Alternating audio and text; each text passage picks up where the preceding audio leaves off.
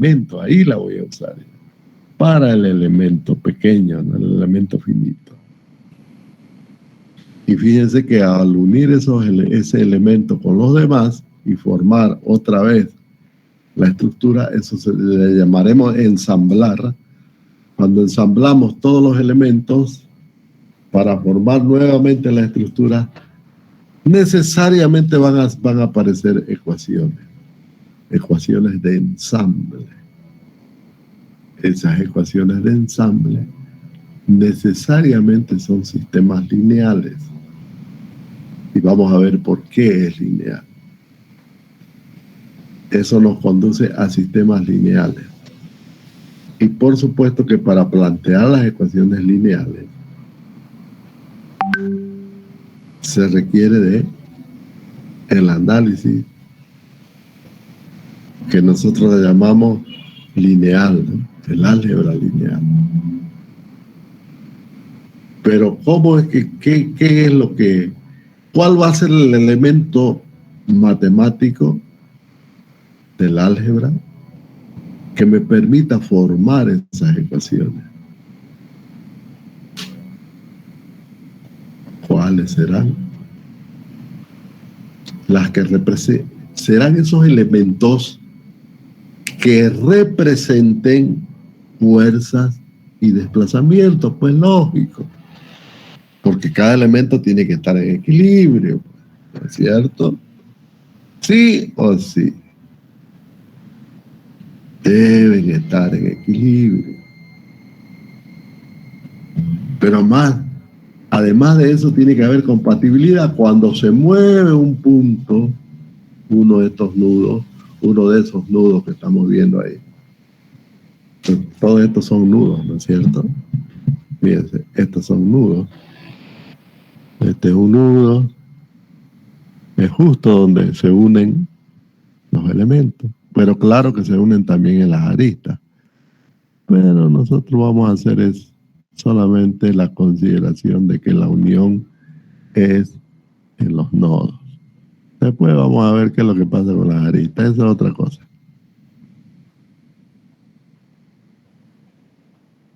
Entonces, son los que se mueven, los nudos. Y podemos plantear una ecuación de movimiento entre los nodos y el elemento, en cualquier punto al interior del elemento. Se llama una función de forma. Entonces, podemos plantear una ecuación, una relación matemática entre los movimientos de los nodos con los movimientos al interior del elemento.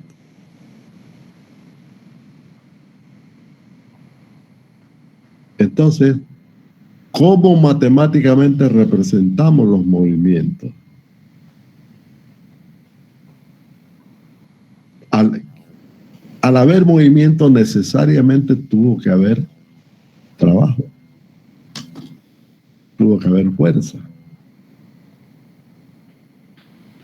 Para que exista un movimiento se necesita fuerza. Porque sin fuerza no hay movimiento. No existe movimiento. Aplicamos la fuercita y se produce el movimiento. Y en ese momento que aplicamos la fuercita, se produce el movimiento. La fuerza hace trabajo. Fíjense. Pero el trabajo es factible, ¿no? Es factible si permanece. Porque no se olviden que el trabajo se transforma en un estado posterior energético. ¿Por qué? Porque estamos asumiendo que el material es elástico, se deforma elásticamente y va a permanecer deformado hasta que quitemos las cargas, ¿no? Y cuando quitamos las cargas, otra vez el material vuelve a su posición no deformada. Por tanto, cuando se quita la carga, es decir, que la fuerza es cero, hay un trabajo contrario al trabajo inicial. Eso se llama energía. Es decir, que el trabajo, en realidad, el trabajo físico de la fuerza, al producir el movimiento, generó una energía interna llamada energía de formación. Que cuando desaparece la fuerza, esa energía almacenada es la que hace trabajo al revés, ¿no?, del trabajo de la fuerza. Trabajo contrario. Para volver a la estructura a su posición inicial, a su condición inicial de no deformada. Entonces, fíjense, estamos hablando de dos elementos básicos aquí: fuerza y desplazamiento. Esos son los elementos que tenemos que incorporar en las ecuaciones algebraicas que estamos diciendo, que relacionan los elementos, las ecuaciones de los elementos con los demás para producir el ensamble. Entonces, esas fuerzas son vectores y esos desplazamientos también son vectores. Y como vamos a hablar de vectores, estamos obligados a hablar de álgebra lineal vectorial, porque justamente estamos hablando de eso, de fuerza y desplazamiento, que son cantidades vectoriales. Así de sencillo. Que hay que relacionarlos a través de ecuaciones que nacen del álgebra lineal. Ese es el motivo por el cual utilizamos ecuaciones lineales.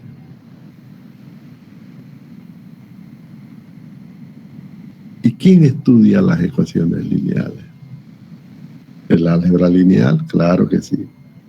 A partir de vectores. ¿Y qué forman los vectores?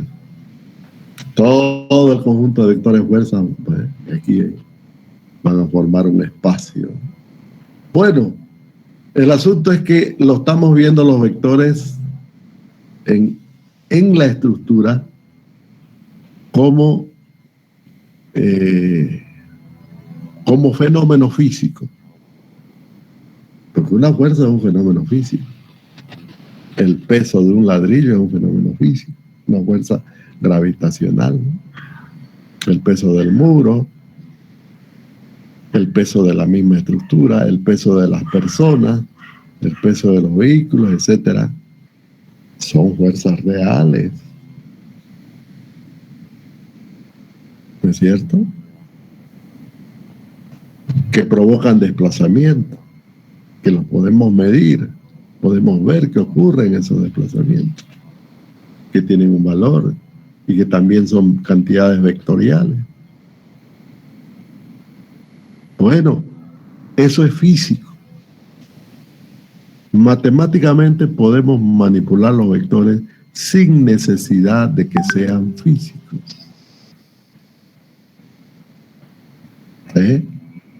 A eso nosotros le denominamos,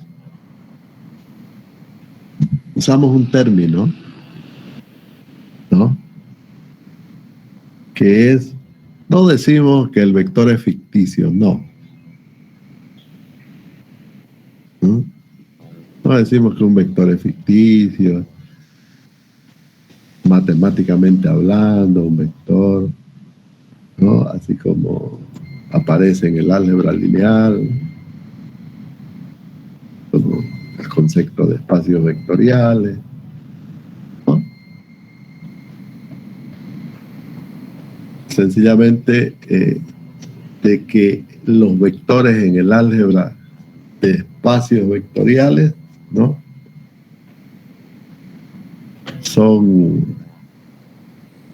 no son físicos para efecto de entenderlo matemáticamente.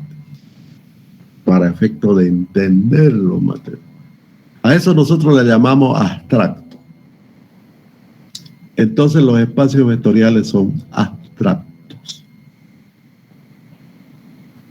Algo parecido a decir ficticio, algo parecido, no es lo mismo, conceptualmente no es lo mismo. Algo imaginario, ¿no? Nacido de la mente, porque es lo único que puede hacer abstracción es la mente, el razonamiento humano. Entonces decimos que es abstracto. Por lo tanto, un espacio vectorial es abstracto. Cuando hablamos de espacio vectorial, los vectores que lo forman no son físicos. Es decir, no son fuerzas, ni desplazamiento, ni lo que sea, ¿no? Son sencillamente vectores matemáticos, abstractos. ¿Está bien? Por lo tanto, los espacios vectoriales son abstractos. Abstractos. Y ya sabemos que estos vectores que forman espacios vectoriales se pueden manipular matemáticamente a través de ecuaciones, a través de funciones matemáticas. ¿Cierto? Eso es el álgebra lineal. ¿Está bien? Sobre esa álgebra lineal se va a asentar todas las ecuaciones y relaciones matemáticas que nosotros obtengamos del análisis estructural. ¿Está bien? Por lo tanto, le estamos dando otra visión al análisis estructural. ¿Está bien? Y obviamente, al aplicar los espacios vectoriales a nuestro análisis estructural, van a surgir ecuaciones, sistemas de ecuaciones lineales que van a hacer relación entre estos vectores. Y ocurre que una vez que esté formado todo eso, recién vamos a ir a imponer las condiciones que nos da ya la estructura, ¿no es cierto? La estructura misma. ¿Qué debe ocurrir en la estructura? Debe ocurrir que debe estar en equilibrio, debe ocurrir que debe haber compatibilidad de desplazamiento, debe ocurrir que en algunos puntos la estructura no tiene desplazamiento, ¿no? En algunos puntos tiene que apoyarse. ¿No es cierto? Entonces todo eso hace una serie de condiciones que las incorporamos a las ecuaciones lineales, surgidas de la teoría de espacios vectoriales. Eso es. Y el resultado, obviamente, para manipular esas ecuaciones, tiene que ser a través de métodos matriciales. Es por eso que usamos las matrices. Surgen de ese análisis. Por eso es que le llamamos análisis matricial de estructura. Porque al fin y al cabo, todos tenemos que resolverlo a través de matrices y vectores. Así de sencillo, jóvenes. Por lo tanto, necesitamos dominar el álgebra vectorial, los espacios vectoriales. Ahí tienen ustedes la definición, les estoy mostrando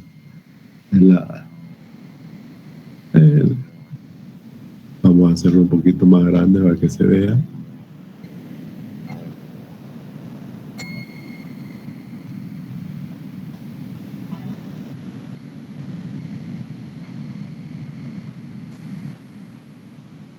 Eso lo van a encontrar en cualquier libro de álgebra.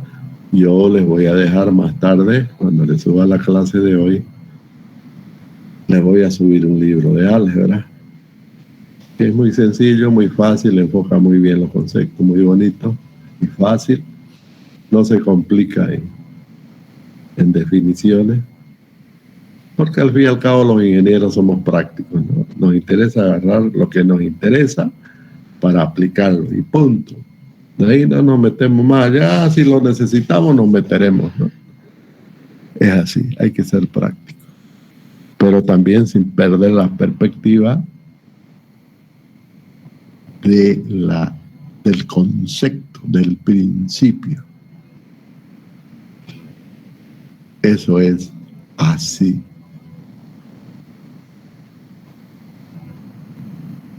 Bueno, dicho esto, hablaremos de las estructuras. Vamos a hablar de las estructuras. Vamos a dejar de lado los espacios vectoriales porque tenemos que, ya lo sabemos esto, no tenemos por qué estar hablando otra vez de Mach 100, ¿no? Ya pasamos el nuevo Mach 100 al cuadrado. Bueno, ya lo pasaron, han aprobado esa materia, por eso están acá. Entonces ya yo no voy a hablar de eso. Pero en los exámenes yo toco eso porque es obligatorio, pues no es cierto. Pero de todas maneras lo vamos a ir viendo en la medida en que vamos avanzando, porque igual tenemos que tocarlo. Bien, esto es matemática. Hablemos de la estructura.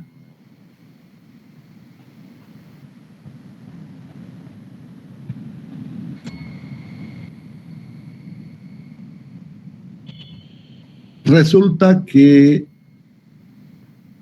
cuando se aplica una fuerza hay un movimiento. Eso ya lo sabemos. Pero el movimiento debe ser tal que no modifique sustancialmente la forma de la estructura. Eso es distinto. Le estamos poniendo condiciones al movimiento.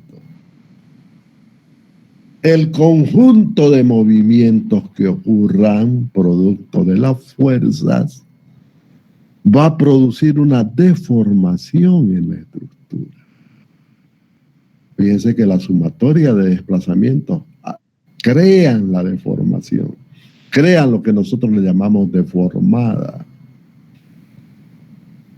Pero la condición de, al menos en esta materia, es que esa deformación sea tal que se puede aplicar cualquier ecuación, ya sea en la estructura deformada o en la estructura no deformada. Porque una cosa es la estructura deformada, cambio de forma, ¿no? Y otra cosa es la estructura sin deformar. Fíjense. ¿Y cuándo va a ocurrir eso? ¿Cuándo va a ocurrir que las condiciones de las fuerzas no modifiquen sustancialmente su posición? Cuando los movimientos sean muy pequeños. Cuando esos desplazamientos son pequeños, estamos entonces dentro de la teoría elástica. Eso se llama la teoría de las pequeñas deflexiones o teoría de primer grado. Quiere decir que todas las ecuaciones las podemos aplicar tanto a la estructura deformada como a la estructura no deformada. Y esa condición que estamos asumiendo en este momento, ¿está bien? Es una hipótesis. ¿Está bien? Entonces, la primera hipótesis que vamos a plantear es la linealidad. ¿Está bien?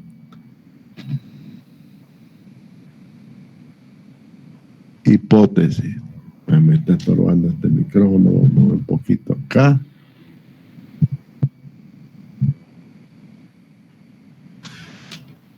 ¿No?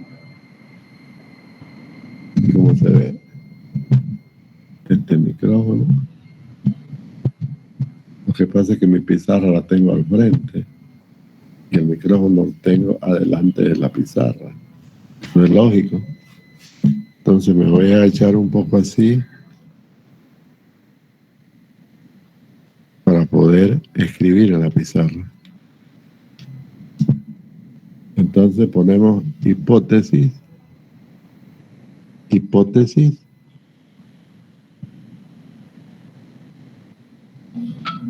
primero teoría de las pequeñas deflexiones,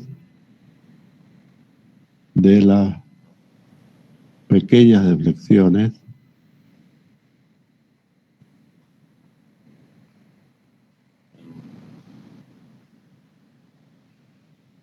no importa el orden, podíamos poner primero linealidad elástica, ¿no? Esto es la ley de Hooke. ¿Qué quiere decir? Que cualquier fuerza, si esto es tensión y esta es deformación, cualquier fuerza me produce una tensión tal que su desplazamiento, su deformación es esta, ¿no? Y ese modelo estructural es lineal, porque son directamente proporcionales las tensiones con las deformaciones. Y ya sabemos que las tensiones las producen la fuerza, ¿no? Básicamente es esto, la teoría de las pequeñas deflexiones y la linealidad. Ahora que el material, para que cumpla esta condición, pues tiene que ser pues un material elástico. Y el material elástico tiene una característica, es isótropo. Quiere decir que las partículas que lo conforman son las mismas en cualquier punto de la estructura. Porque si no es así, pues no se va a poder, no sería elástico, ¿no? Así de sencillo. Material isótropo. Mientras más tienda a ser un material isótropo, más elástico va a ser.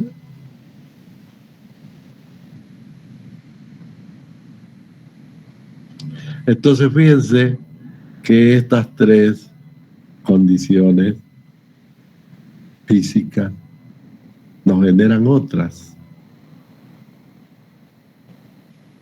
El hecho de que podamos aplicar las ecuaciones matemáticas sobre la estructura deformada o sobre la no deformada y que nos lleven a los mismos resultados es también una condición de estas hipótesis.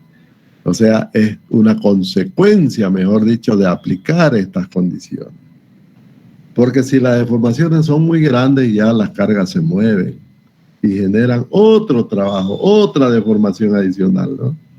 Ya cambia la figura. Las ecuaciones ya no van a ser las mismas. Estaríamos en la teoría de las grandes deflexiones, lo vamos a ver más adelante. Uno de esos ejemplos es el efecto P delta en las columnas, cuando se deforman más allá de la linealidad.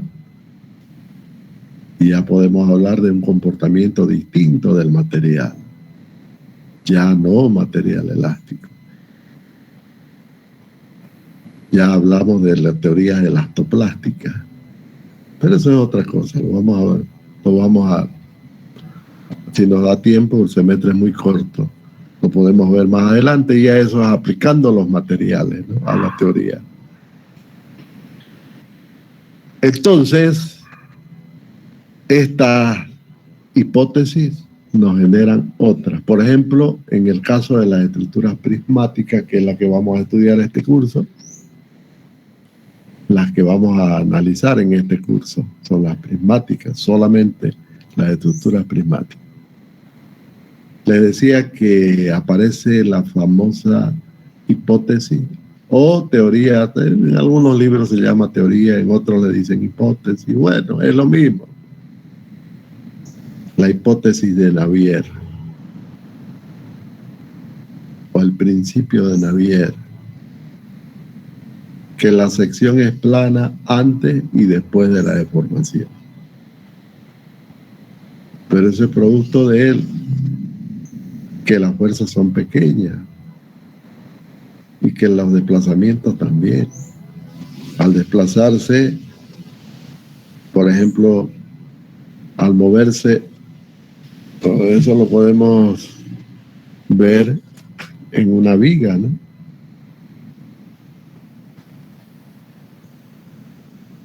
Esto lo podemos ver en una viguita, simplemente apoyado.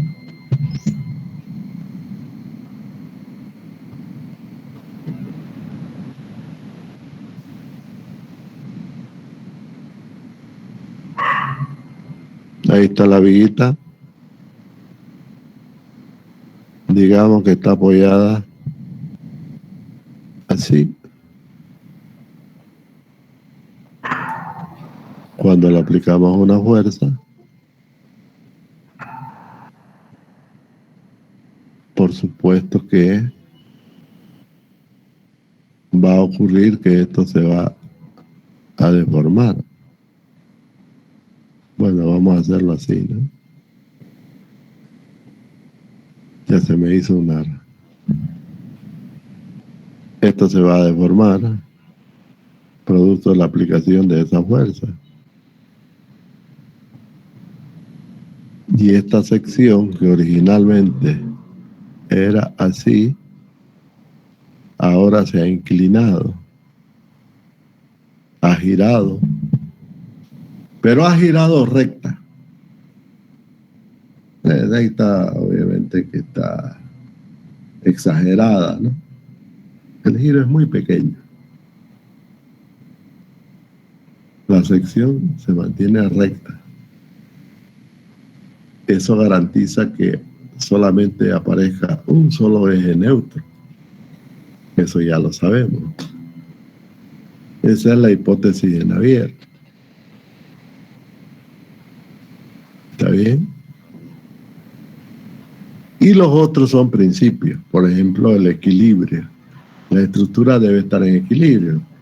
¿Qué quiere decir eso? Que cuando aplico esa fuerza, en realidad la estructura no debe moverse, solo debe deformarse, pero no moverse. Eso es lo que garantiza, ¿no es cierto? Eso es lo que garantiza la existencia del trabajo y la energía. Porque ahí es donde se produce. Porque si se mueve eso, si se mueven los apoyos, eso se va a mover como un sólido rígido en el espacio y nunca se va a producir trabajo. Fíjense que los sólidos rígidos en el espacio, que se mueven indeterminadamente, no producen trabajo. Y por supuesto no hay energía de deformación. Entonces, para que ocurra el trabajo, necesariamente tienen que imponerse restricciones. Por eso es que preferimos hablar de restricciones, ¿no? Restricciones de apoyo o restricciones externas. Son los apoyos que son externos a las estructuras.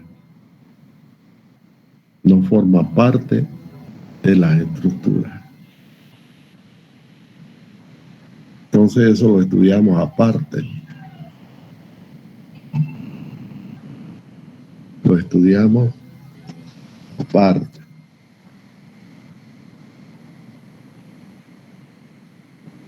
Muy bien, joven.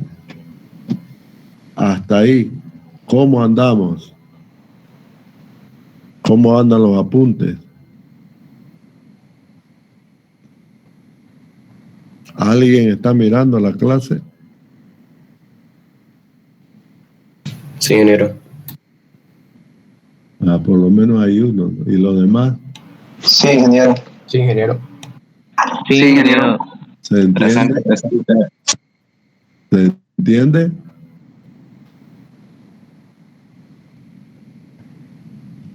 ¿Se entiende o tienen dudas?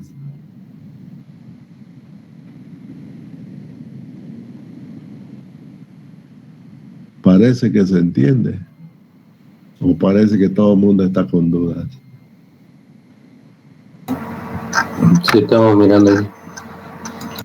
No, pero yo sé que están mirando, pero ¿están entendiendo lo que están mirando, lo que están escuchando?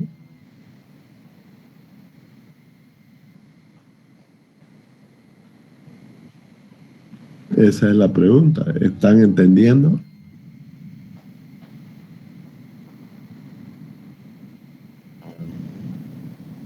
Nadie responde.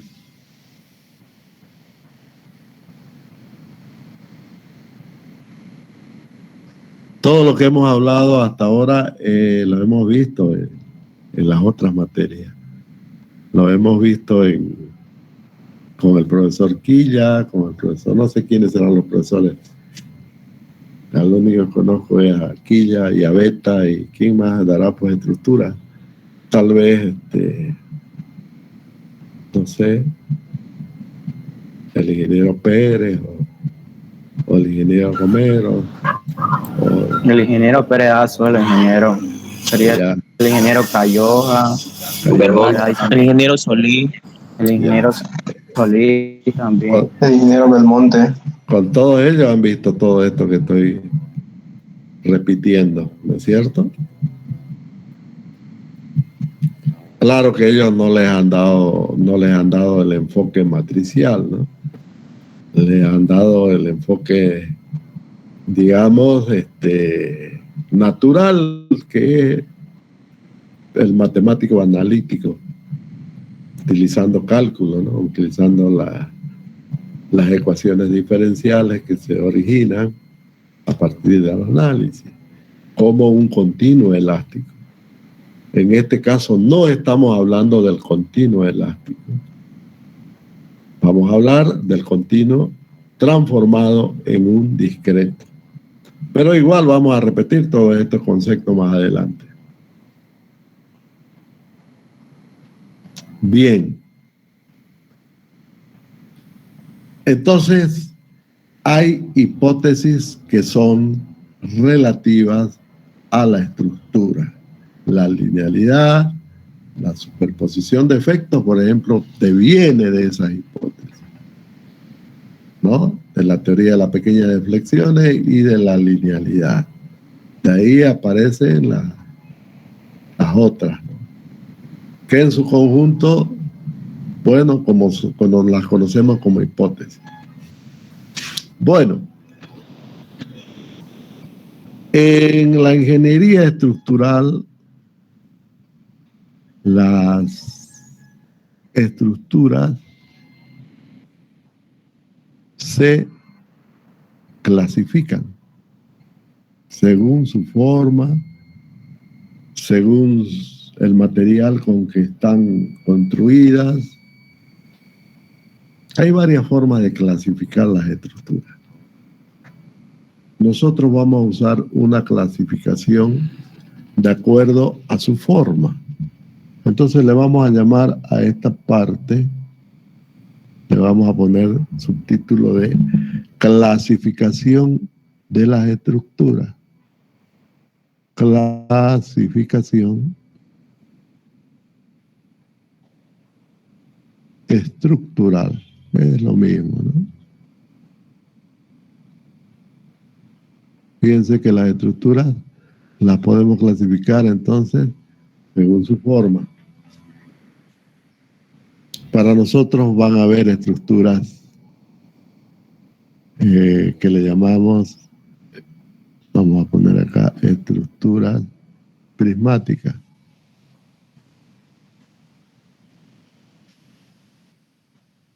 Tiene varios nombres. También o unidimensionales.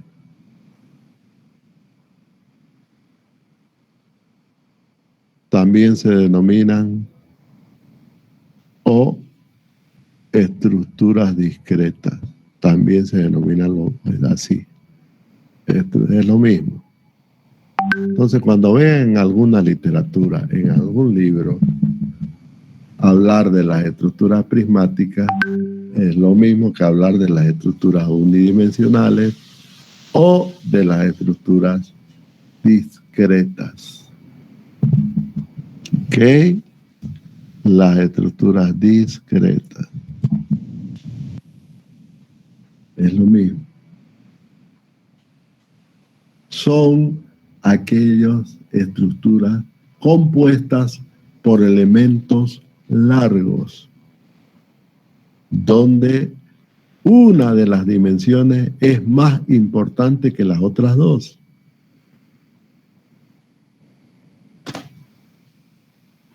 Fíjense lo que estoy hablando.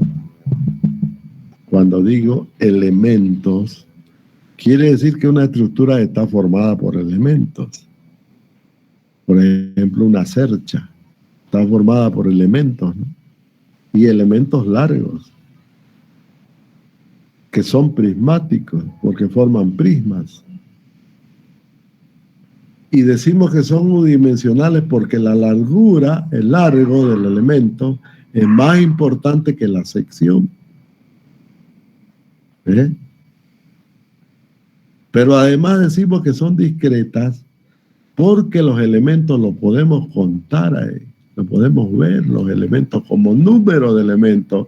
Fíjense el término discreto, cómo lo estamos usando. En una cercha, entonces podemos ver las tres condiciones escritas aquí, ¿no? Podemos ver esas condiciones. Que los elementos son largos, ¿cierto?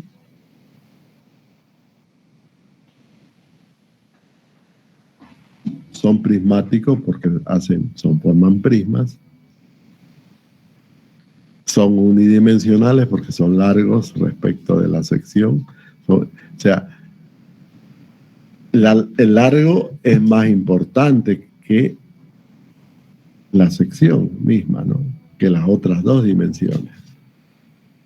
Las otras dos dimensiones son relativas a la sección. Pero además, la estructura es discreta. ¿Por qué? Porque está conformada por elementos que los podemos contar ahí. ¿Cuántos elementos hay? Podemos ver que hay una cantidad finita de elementos y que cada elemento por sí solo es un elemento finito. Tiene dimensiones finitas y todos tienen la misma característica estructural. Todos están sometidos a tensión de compresión o de tracción. ¿No es cierto? Todos tienen esa característica. Todos tienen un nudo. Todos tienen un nudo en sus extremos.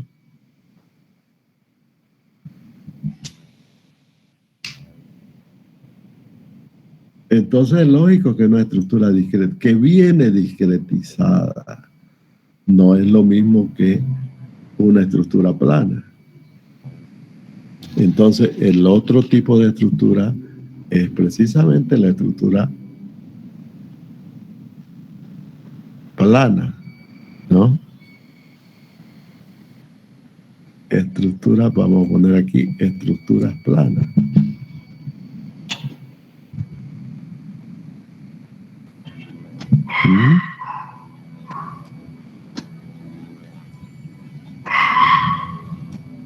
Estructuras bidimensionales.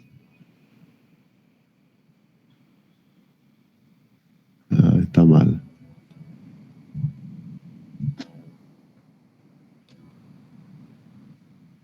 Bidimensionales,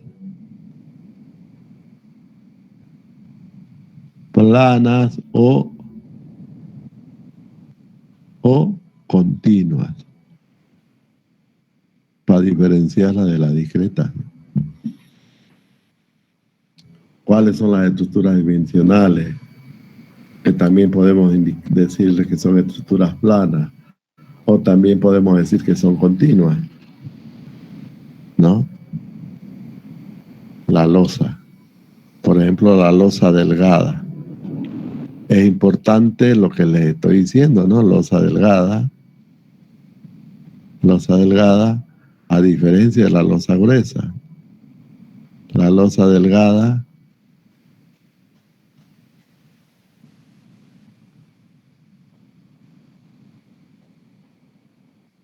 ¿está bien? Donde la superficie es más importante que el espesor. Esa es una estructura plana. Las losas delgadas, ¿no? Las cáscaras, como las bóvedas, ¿no? O el domo. Claro, tienen un espesor, de hecho que tienen un espesor, ¿no? Un espesor muy, muy delgado. Entonces, esas son estructuras, a diferencia de las que vimos anteriormente, son continuas, no son discretas. Fíjense que aquí tenemos que necesariamente aplicar la discretización para poder utilizar el método que nos ocupa, el método matricial. También se aplica aquí. Pero para ello tenemos que discretizar, transformar la estructura continua en una estructura discreta. ¿Está bien? O convertir. En realidad no se dice así, ¿no? Se dice sustituir el discreto por el continuo. Eso es lo que en realidad hacemos. Porque fíjense de que estamos hablando de un modelo matemático aplicable que puede ser al continuo o al discreto. Cuando hablamos del modelo discreto, es que esa discretización la aplicamos a un modelo continuo. Que evidentemente la estructura que vimos anteriormente, la cercha o la viga, la columna, las vigas continuas, los pórticos, las cerchas espaciales, todo eso son estructuras discretas. Pero como un todo son continuas, como un todo. Pero no se olviden que los nodos, por los nodos se transmite esfuerzo, al menos en los pórticos. ¿No es cierto? En un pórtico donde no hay articulación, o un marco rígido, no sé. Estos son los nodos. Se transmite esfuerzo. Entonces hay continuidad elástica. Por lo tanto, es continua. Pero la forma es discreta. Pero la forma nos dice que directamente los elementos son largos y que sabemos dónde comienzan y dónde terminan cada elemento. O sea, viene predispuesta a la discretización directa. Directa. Por eso es que normalmente se le denomina estructura discreta. ¿Ves? En cambio, estas no. Estas obligatoriamente tenemos que discretizarlas. ¿No? Porque ahí no hay elementos. Toda la estructura en sí es un solo elemento. Pero ¿cómo la estudiamos? Matemáticamente siempre planteamos la ecuación de la placa, ¿no? Para la placa. Y en el caso de las cáscaras, las ecuaciones de las cáscaras. Eso era antes, ¿no? Pero resulta de que eso siempre nos va a llevar a soluciones de acuerdo al modelo físico. Entonces, cuando se aplica antes, ¿no? Antes de la computadora, cuando se usaban las metodologías clásicas, siempre las ecuaciones se aplicaban a la forma de la estructura plana. Entonces no había una metodología universal, ¿no? Solamente los genios matemáticos de tensión, de formación, y todos podían utilizar eso. Claro, nosotros lo aprendíamos en la universidad, ¿no? Porque el profesor nos enseñaba. Pero eso ya no se usa. Porque ahora está el software, ¿no? El software de ingeniería, está Está el SAP 2000 que nos resuelve con facilidad este problema. Hay varios programas para resolver este tipo de problemas. El ANSI, por ejemplo, es un programón espectacular. El ANSI, así se puede que lo conozca. Tal vez si tengo tiempo les puedo mostrar algo de ANSI. Es el mejor que hay, ¿no? Es un software dirigido exclusivamente para el método de los elementos finitos, para resolver cualquier forma, para la que ustedes quieran. Iteración suelo-cemento, iteración estructura-suelo, el mismo suelo como estructura, para resolver problemas de represa, de canales, lo que ustedes quieran. Es el software más amplio que hay en el campo de los elementos finitos. Entonces ya no es asunto de sentarse a resolver ecuaciones diferenciales que nacen a partir de la forma de una estructura continua, ya no, sino que las discretizamos por elementos finitos y las resolvemos a través de una metodología matricial que llegamos a constituir ecuaciones inmensas. Podríamos decir 1000 incógnitas es nada, eso es nada. 10.000, 100.000 incógnitas, 100.000 ecuaciones con 100.000 incógnitas, pues resolverlo manualmente eso es imposible.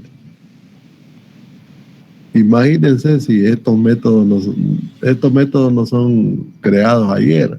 Estos métodos nacieron en el siglo XVIII, 1700 y pico, 1768. Unos añitos después de Newton, el siguiente siglo después de Newton, el siguiente siglo después de, más o menos en la época de los grandes ingenieros, ¿no? Cauchy, Riemann, en la época de Gauss. ¿Ve? Empiezan a aparecer estas metodologías aplicadas a estas estructuras. Pero lógicamente, como no tenían computadora, no se podía resolver. Pero ya empezó a hablarse de los métodos discretos, porque ellos lo inventaron en esa época, solo que no lo podían aplicar. Entonces los ingenieros del siglo XX, ya de 1900 y algo, lo que hicieron es tomar esos conceptos de los métodos discretos creados en el siglo anterior y aplicarlos, hacerlos prácticos. Pero ¿cómo hacerlos prácticos sin computadora? Antes de la mitad del siglo XX no habían computadoras. Las computadoras recién aparecen en la década de los 50. Pero antes se hicieron edificios con este método. No exactamente con este método. Con este método amputado empezaron a hacer cortes a las ecuaciones. Y ahí generaban otras metodologías, inclusive haciendo que las ecuaciones se resuelvan por el método de relajación, ¿no? Que lo inventó Hardy-Cross. De ahí el método de Hardy-Cross, el método de relajación de momento. Después avanzó más que Cross, avanzó Kani para plantear su famoso método de Kani. Y todavía vino un japoncito después de la Segunda Guerra Mundial, ya en los años 50, para hacerlo más práctico el método de Kani, ¿no? Se llamó el método de Takabeya. Pero seguían siendo métodos que necesitan del papel y lápiz, obligatoriamente. Formulitas que se aplican a los nudos y de ahí se van transmitiendo esfuerzo a los otros nudos. Es decir, se resuelve sobre la misma estructura a través de una metodología numérica. Entonces, cuando aparecen las computadoras, después de la mitad del siglo XX, estamos hablando de los años 60, 70, 80, de ahí para adelante, ¿no? Ya no necesitamos amputar el método matricial. Ya no necesitamos recortar las matrices, hacer otras consideraciones, sino incorporarlas directamente tal como viene. Porque basta hacer un programa con un bucle para resolver cualquier sistema de ecuación lineal. Antes el problema era la memoria. Ahorita ya no es el problema la memoria. Ahorita el problema es velocidad de cálculo. ¿Está bien? Y obviamente digo velocidad, ¿por qué? Porque la secuencia de operaciones numéricas al interior de un computador genera errores. Hay errores, se arrastran los errores, fundamentalmente el error del redondeo, ¿no? El error del redondeo, por eso es que tenemos que poner cantidades o mejor dicho, números con mantizas grandes. Mantizas ya no de 4 bytes o de 8 bytes, sino de doble precisión. Estamos hablando de 18, 20, 25 bytes para una, por ejemplo, para una mantiza. De tal manera que el número, ¿no?, que se arrastra sea un número con muchísimos decimales, para que el error de redondeo no afecte mucho a los resultados, especialmente cuando las ecuaciones son cuando hay muchísimas incógnitas. Ese problema está resuelto con la tecnología. En la medida que va avanzando la tecnología, los procesadores son más rápidos. Y obviamente los resultados van a ser mucho más exactos. Bien, esas son las estructuras bidimensionales que ya sabemos para ser usadas, o mejor dicho, analizadas a partir del método matricial. Necesariamente hay que discretizarla. ¿Está bien? Es decir, sustituir el continuo elástico por un conjunto de elementos finitos que pueden ser rectángulos o pueden ser triángulos. Todo ese conjunto de elementos finitos de ensamble, ¿no? Una vez hecho esto, hecha la malla, esto se llama una malla, la malla de los elementos. Sabemos que los elementos se unen en los nodos, forman una malla de elementos finitos. Estudiamos cada elemento finito y luego aplicamos los principios de equilibrio y compatibilidad en los nudos para lograr el ensamble y con ello los resultados buscados, ¿no?, que son los desplazamientos, justo los desplazamientos en los nodos y los esfuerzos en los nodos. Ese es el problema y ese debe ser el resultado con el cual ya nos permitimos, ya con las ecuaciones del elemento, podemos encontrar la tensión al interior de cualquier punto del elemento.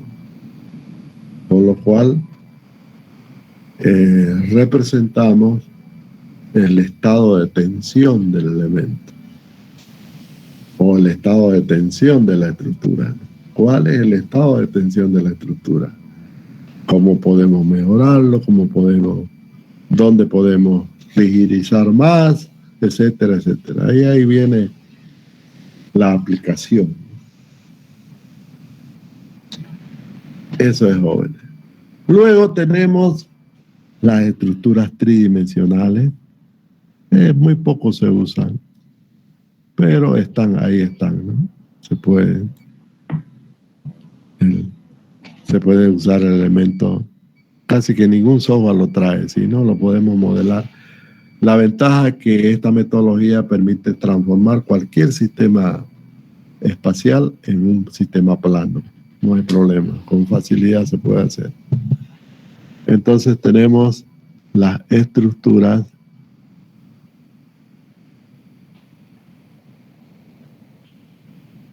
tridimensionales.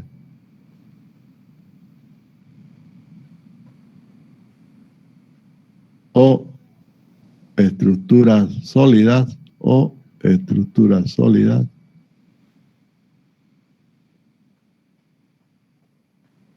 o también estructuras sólidas continuas,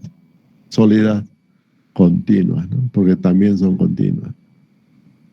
¿Está bien? Entonces aquí están, por ejemplo, las represas. Fíjense que las represas, si nosotros las rebanamos, podemos estudiarlas como estructuras planas, confinadas, lógicamente, ¿no? Está el suelo. Aquí estudiamos el suelo como una estructura sólida.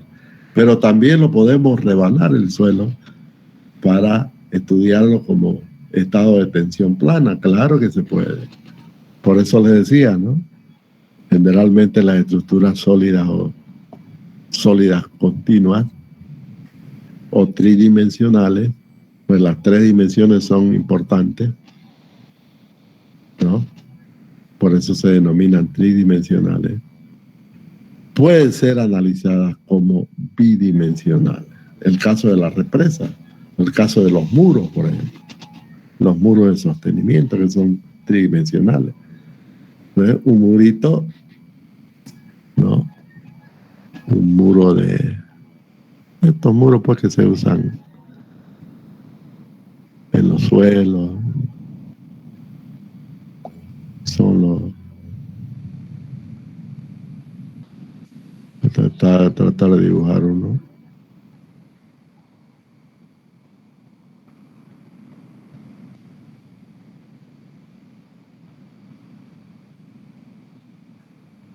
¿No? Claro que yo puedo tomar una,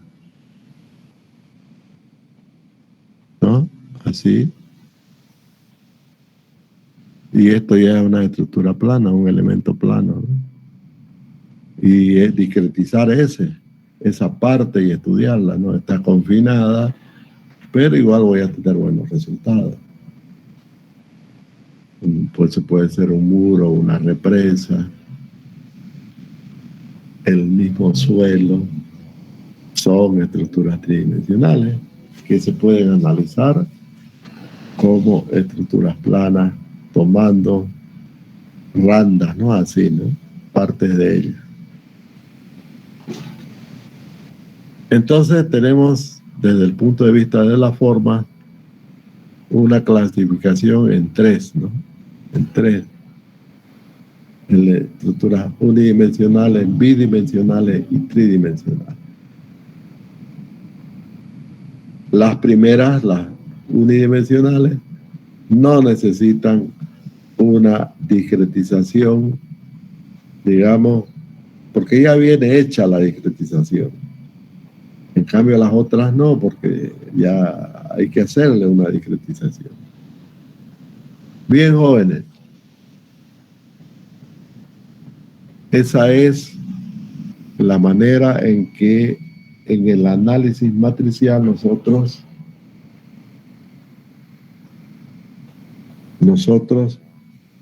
aplicamos la metodología. A partir de esta concepción estructural y las hipótesis planteadas, ¿ve? Asociadas a la álgebra lineal,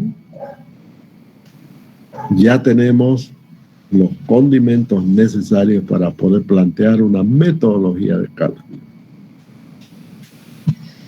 que se denomina el método de los elementos finitos. Es un método matricial porque matemáticamente resultan matrices y las matrices tienen la ventaja de ser sistematizadas, de ser resueltas a través de sistemas informáticos. ¿Qué es lo que buscamos? Al finalizar el curso, ustedes tienen que ser capaces de poder utilizar cualquier software. Todos los softwares por sí solos se enseñan. No necesitamos cursos. Solo necesitamos lo que necesitamos es el concepto, nada más. Ustedes tienen que saber. Inclusive ustedes mismos pueden crear su software. Vamos a ver que con el CLAT, por ejemplo, con un software de matemática, vamos a hacer aplicaciones prácticas. Como siempre vamos a llegar a un número de ecuaciones muy grande, va a ser imposible hacerlo manualmente. O sea, papel y lápiz, resolver una matriz de 10 por 10 ya es un problema, que nos va a llevar horas y horas. Eso lo vamos a resolver con el software. El software es el que nos va a resolver. Cualquiera sea la ecuación, el único límite será la memoria de la máquina.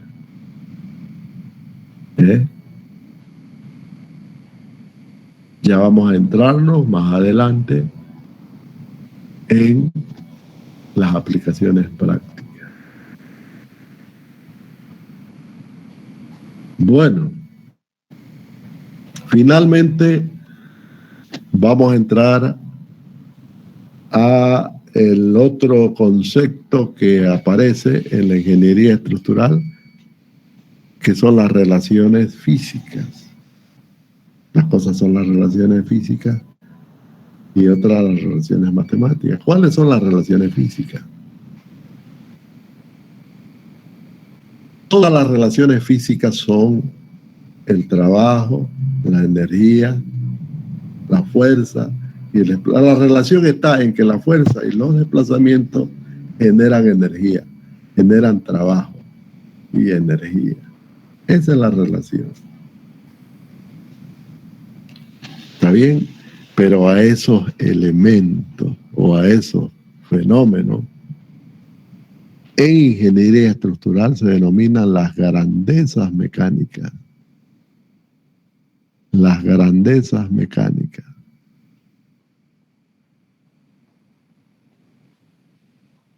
¿Cuáles son las grandezas mecánicas?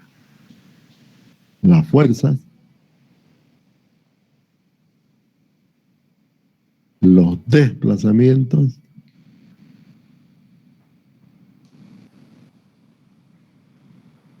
la tensión y la deformación. Tensiones vamos a ponerle, deformaciones. Esas son las 4 grandezas mecánicas. ¿Por qué se denominan así? Porque sí o sí aparecen en cualquier estructura. Sí o sí. Sea bidimensional, unidimensional, lo que sea. Sí o sí aparecen esos 4 fenómenos que se denominan grandezas mecánicas.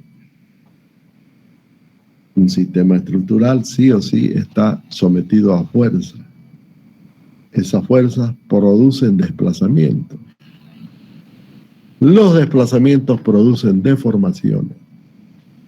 Y las fuerzas producen tensiones al interior de la masa. ¿Está bien? Está claro, ¿no? Quiere decir que las grandezas mecánicas siempre estarán presentes. En todas, ninguna estructura se salva de esto. Estoy hablando de grandezas mecánicas. Pero de aquí surge el trabajo y la energía. Que si bien no es una grandeza mecánica, esto es otro tipo de fenómeno, ¿no? No es mecánico, sino que es el resultado de la acción en el tiempo de las fuerzas y los desplazamientos. ¿Está bien? Entonces, esas son las grandezas mecánicas que producen trabajo y energía.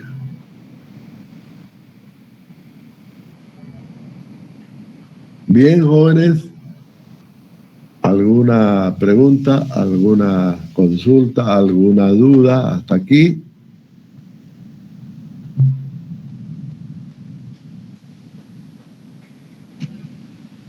Parece que todo anda bien. Parece que no hay ninguna duda.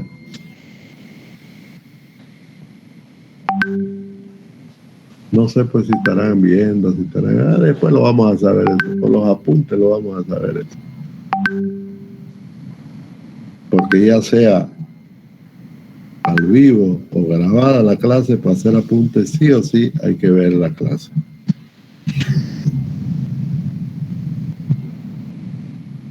Sí o sí. Y los apuntes no es más que lápiz y papel y su propia letra. La letra de cada uno. Es facilingo, ¿no? Facilingo, a ver quién lo hizo estos apuntes. Facilingo comprobar eso. Bueno, lo que yo quiero es que aprendan. Al fin y al cabo, para eso me pagan. Y que al final, cuando sean profesionales, les quede estos conceptos, porque sí o sí los van a necesitar. Sí o sí. Cuando trabajamos ya haciendo edificios, ¿no? En mecánica de suelo, en lo que sea, sí o sí aparecen estos conceptos. Bueno, jóvenes, vamos a dejar la clase por hoy. Vamos a dejar la clase por hoy. Y si no tienen ninguna duda,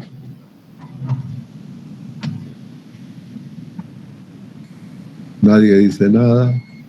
Disculpe, ingeniero, ¿va a habilitar el tema de la asistencia? Ahorita lo habilitamos.